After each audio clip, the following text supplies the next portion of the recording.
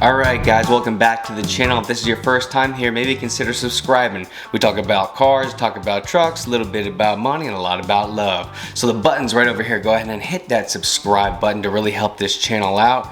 We are on our way to 1,000 subscribers and we need you to get there. And if you guys haven't told anybody else about this channel yet, please do so we can get the ball rolling, because we got some good content coming up for you in the next coming week. So I'm excited to be sharing this video with you guys today. I hope you enjoy it, and let's get that ball rolling. Okay guys, without further ado, right?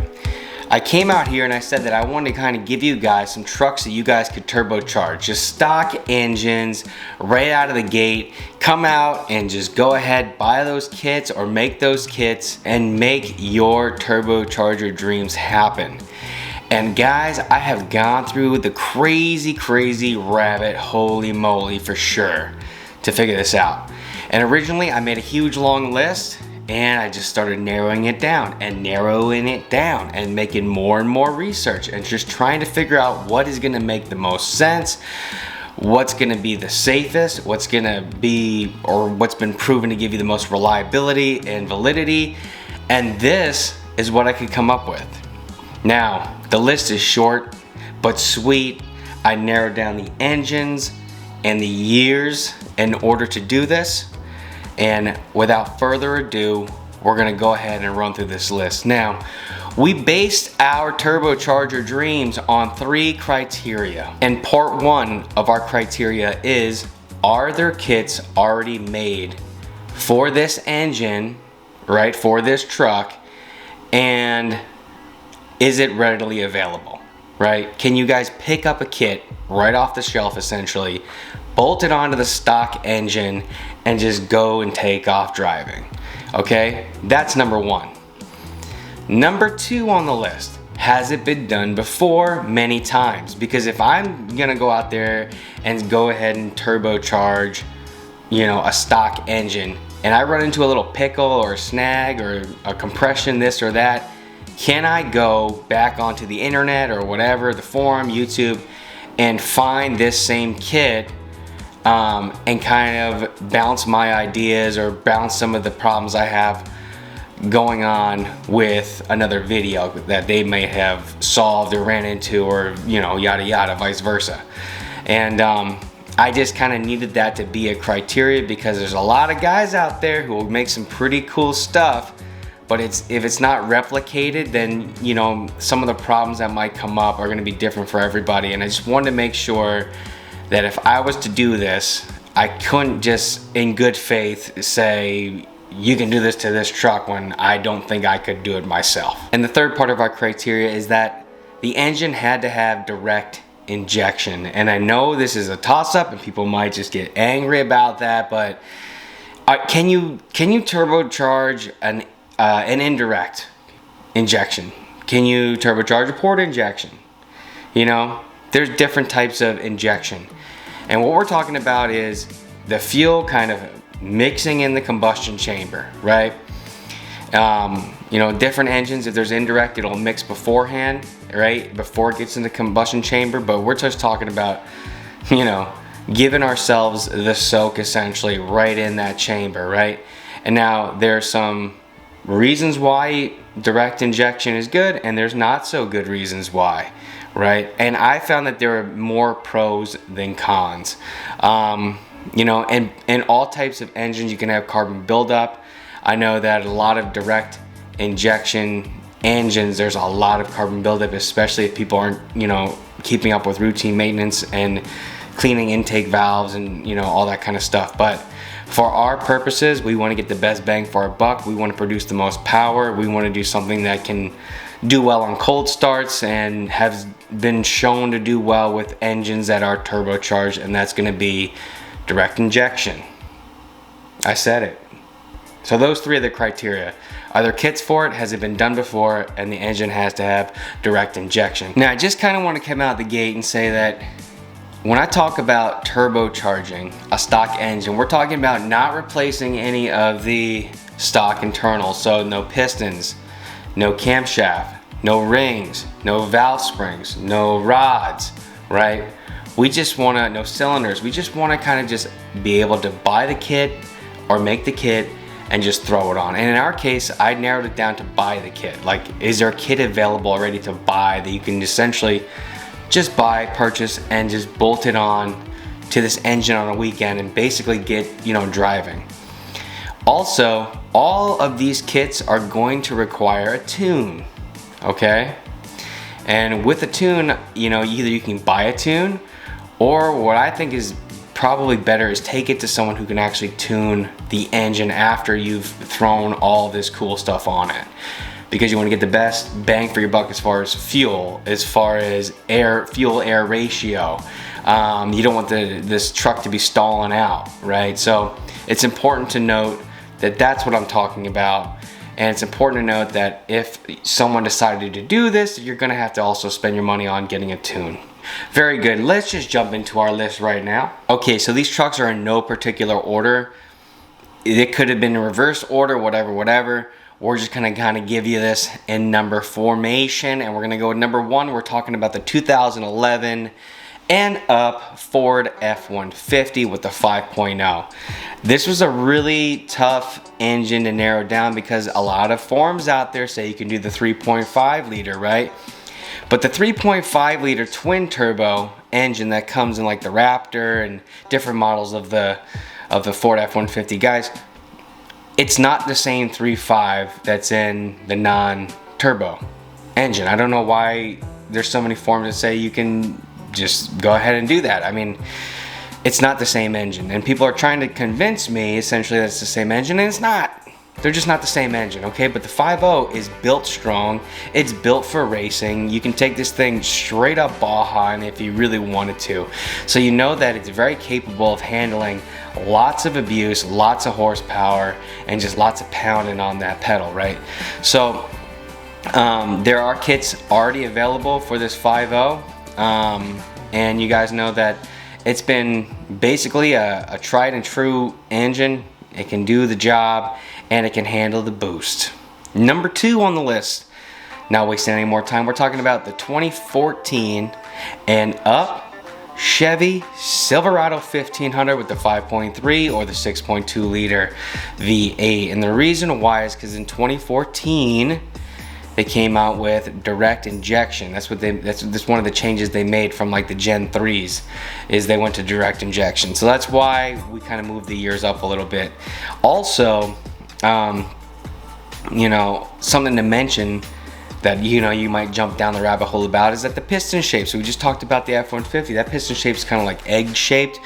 In the Silverados, we're talking about a flat shaped piston.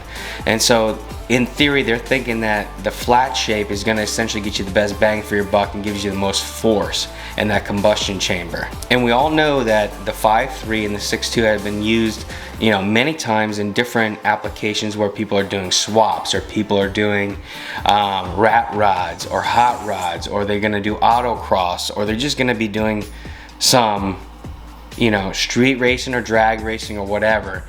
You want to have a fast motor that you can start just slapping on bolt-on horsepower to. It's kind of the motor that people have been using for a long time. We just kind of went with 14 and up just because of the direct injection, but I'm not saying you can't do it with a 2003 Silverado 1500 that you guys can see my video on if you guys went back into my videos. But I'm just saying, will I do it? Maybe. Is it possible? Absolutely. But for our purpose, we're talking about the 14 and up. And so with that, that's number 2 on the list. Let's jump in to the next one.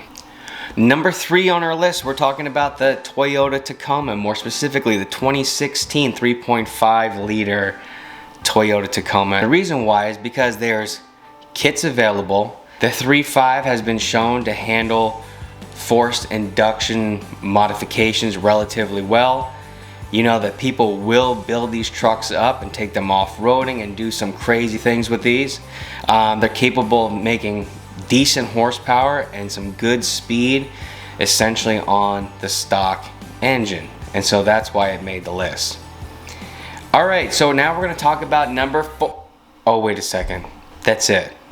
Those 3 trucks. We're talking about the 2011 up 5.0 F-150. We're talking about the 2014 and up Chevy Silverado 5.3 of the 6.2 liter. And we're talking about the 2016 and up Toyota Tacoma with the 3.5 liter.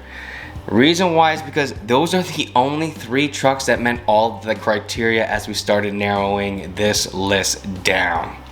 That's why this list was so hard to narrow down, because like you could really go deep like into like, will this work or will this not work, and is this stock motor capable, and what makes a stock motor or engine more capable than this other company's engine, right? So that's why this list was so hard to make.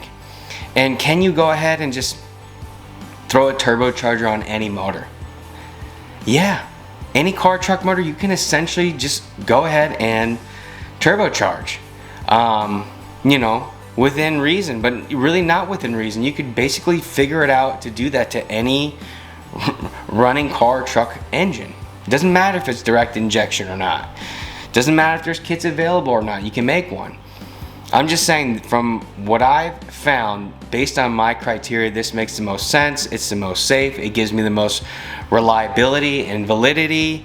And I just didn't want to come out here and just give people a wish list of trucks and just list off all the trucks you can turbocharge that have a kit available and then just be on my merry way, because I just didn't think I could do that in good conscience. You know what I mean? So I wanted to just kind of make a list that was going to make the most sense.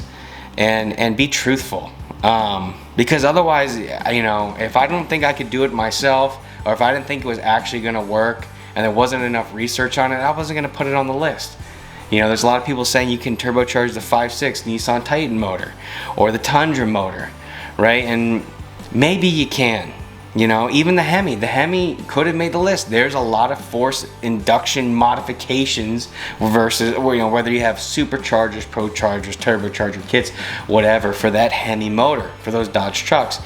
The reason why I didn't put it on the list is because no Hemis are direct injection. They're all indirect injection. So, you know, that's part of the things that kind of like narrowed this list down a little bit. Am I saying that you can't turbocharge a Hemi motor? You can absolutely turbocharge a Hemi motor. There's tons of people that have done that. I'm just saying, based on our list, like what makes the most sense, what's the most safe, what's going to be the most reliable. And lots of people have done this, and there's lots of kits available for, not lots of kits, but there's kits available for running turbocharger kits on these stock motors. I wish this was more exciting. I wish that the list was longer, honestly.